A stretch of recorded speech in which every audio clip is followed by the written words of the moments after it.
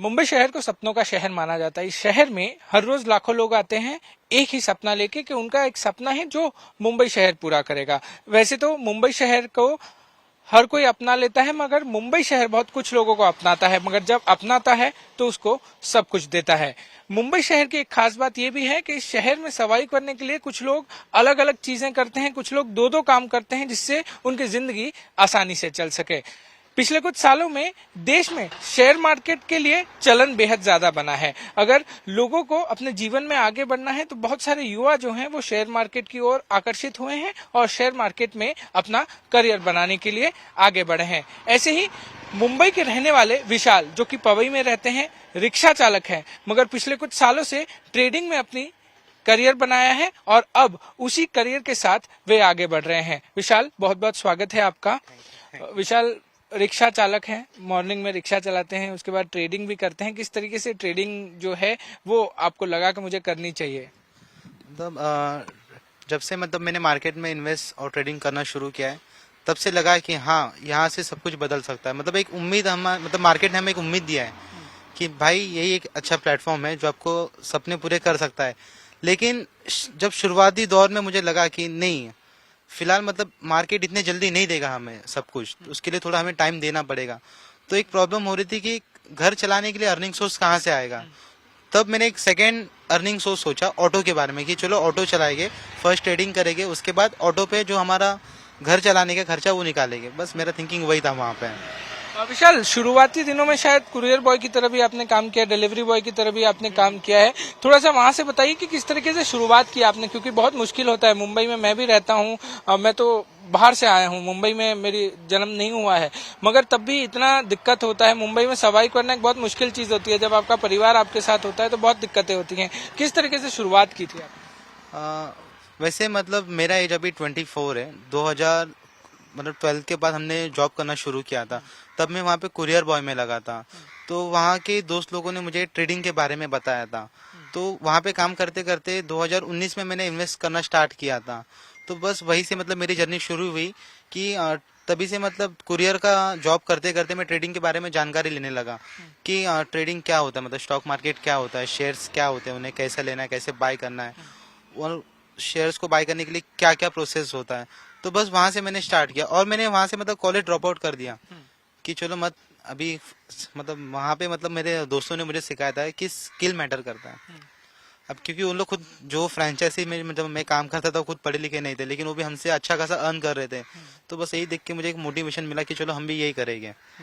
विशाल, सबसे महत्वपूर्ण होता है ना कि बैलेंस बनाना। तो कैसे आप रिक्शा भी चलाते हैं, ट्रेडिंग भी करते हैं, तो कैसे मैनेज करते हैं? इस पूरे शेड्यूल को किस तरीके से करते हैं? रिक्शा में ही ट्रेडिंग करते हैं, क्या है, थोड़ा सा बताएं।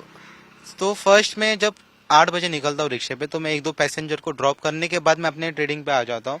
तो मार्केट को मैं थोड़ा एनालिसिस करते रहता हूँ कि मार्केट अभी क्या मूवमेंट है। तो मोस्टली मार्केट मतलब जो ट्रेंड में रहता है उसी को फॉलो करना होता है। और एक मैंने माइंडसेट बना के रखा है, जैसे मैंने लॉस और मेरा प्रॉफिट एकदम फिक्स है कि इतना मुझे लॉस हुआ तो उसे एक्सेप्ट करना है, और प्रॉफिट इतना हुआ तो भी उसे भी एक्सेप्ट करना है।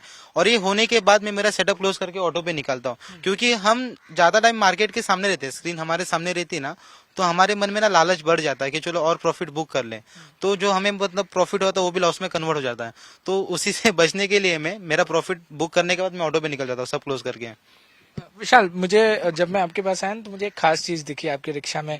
वो था आपने एक पूरा पेपर से अंदर कुछ बना के रखा है जिसमें ये पता चलता है कि क्या कर सकते हैं आप ट्रेडिंग में, किस तरीके से चीजें कर सकते हैं। तो जब रिक्शा में कोई पैसेंजर आता है और आपको पूछता है तो उनको भी आप बताते हैं कि कहाँ पे इन्वेस्ट करना है, क्या करना है, थोड़ा सा सलाह देते हैं? क्योंकि अब तो बहुत समय हो गया आपको ट्रेडिंग करते हुए, तो थोड़ा लोगों को बताते हैं, क्योंकि यूट्यूब चैनल भी आप अपना चलाते हैं, उसमें भी शायद आप लोगों को बताते हैं क्या करना चाहिए। तो कोई पैसेंजर अगर बैठ गया आपके ऑटो में तो उनको भी बताते हैं?